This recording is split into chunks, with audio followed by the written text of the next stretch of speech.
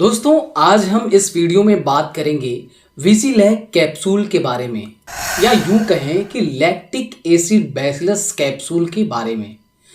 क्या है इसका यूज़, इसे हमें कब इस्तेमाल करना चाहिए, क्या है इसके फ़ायदे और क्या है इसके साइड इफ़ेक्ट्स, ये कितने रुपए की होती है। तो नमस्कार दोस्तों, सेहत टॉक्स में आपका स्वागत है। तो चलिए शुरू करते हैं।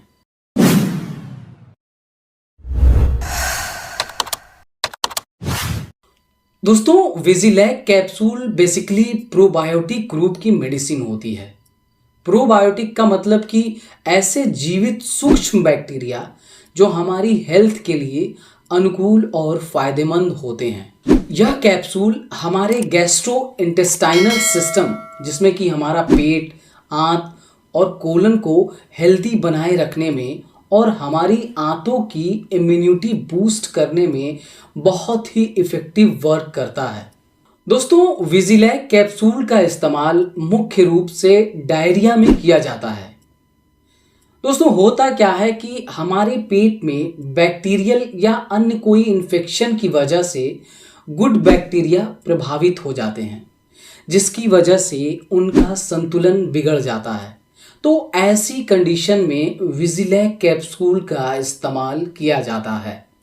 दोस्तों कभी कभी एंटीबायोटिक्स दवाओं के सेवन से भी हमारे पेट की आंतों में गुड बैक्टीरिया का संतुलन बिगड़ जाता है।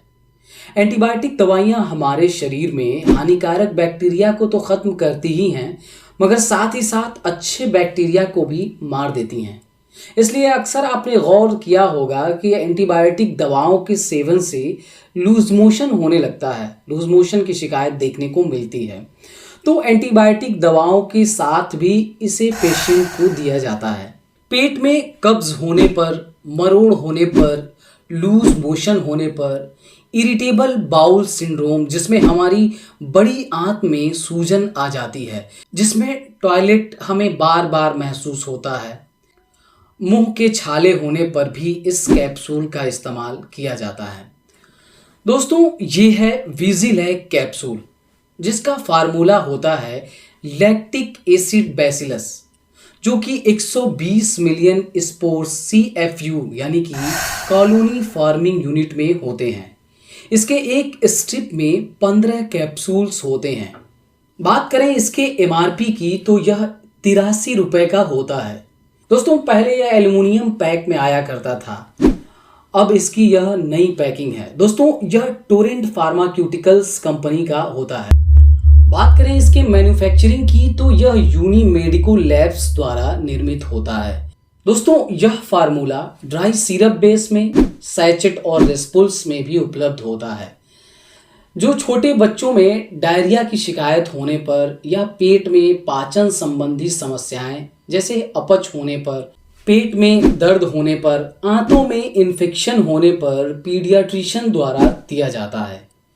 एक कैप्सूल पानी के साथ लिया जा सकता है।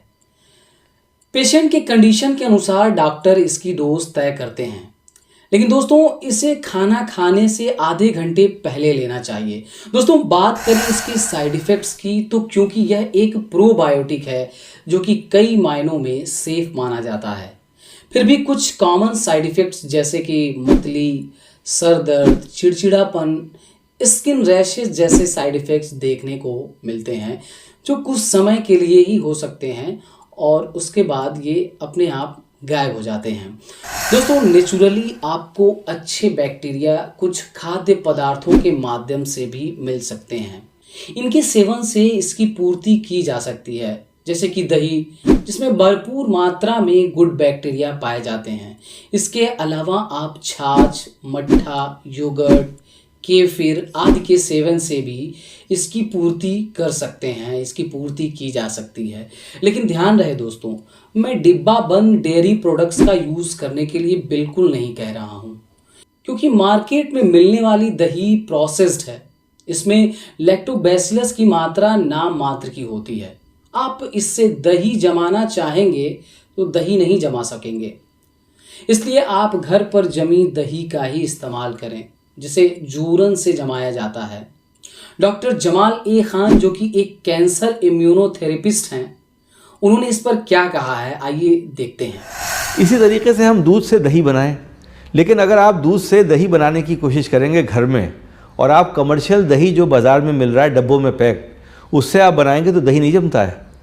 इसलिए नहीं जमता है कि वो दही प्रोसेस्ड दही है, उसमें लैक्टोबैसिलस की मात्रा दही में बहुत कम है और वो दही का लैक्टोबैसिलस इस लिहाज से बनाया गया है कि उससे आप दही जमा नहीं सकते।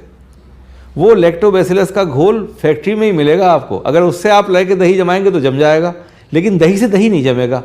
दही कौन सा अच्छा माना जाता है? जो सार हो, खट्टा दही हो, थोड़ा खट्टा। हम पहले ज़माने में दही जो खाया करते थे, वो दही बेचने वाला आता था जो सर पे रख के दही बेचता था गाँवों में। आपने कभी देखा है उसको? उससे हम दही खरीदते थे और उसके दही को खट्टा कहते थे। उससे हम कड़ी बनाया करते थे, दही की खट्टी कड़ी होती थी। दही वो दही है जो हमारी सेहत के लिए अच्छा है, जिसमें लैक्टोबैसिलस है। सार होने का मतलब है कि लैक्टोबैसिलस उसके अंदर है, उसने एसिड प्रोड्यूस किया उसके अंदर। अगर उसने एसिड प्रोड्यूस नहीं किया, लैक्टोबैसिलस की मात्रा ही कम है, तो वो दही दही नहीं है, वो खाली एक प्रोसेस फूड है जो आप खा रहे हैं। तो दोस्तों, यदि वीडियो यूज़फुल और अच्छी लगी हो तो वीडियो को लाइक करें, शेयर करें और सेहत से जुड़ी ऑथेंटिक जानकारियों और दवाइयों के बारे में जानकारी पाने के लिए हमारे चैनल सेहत टॉक्स को सब्सक्राइब करें। धन्यवाद।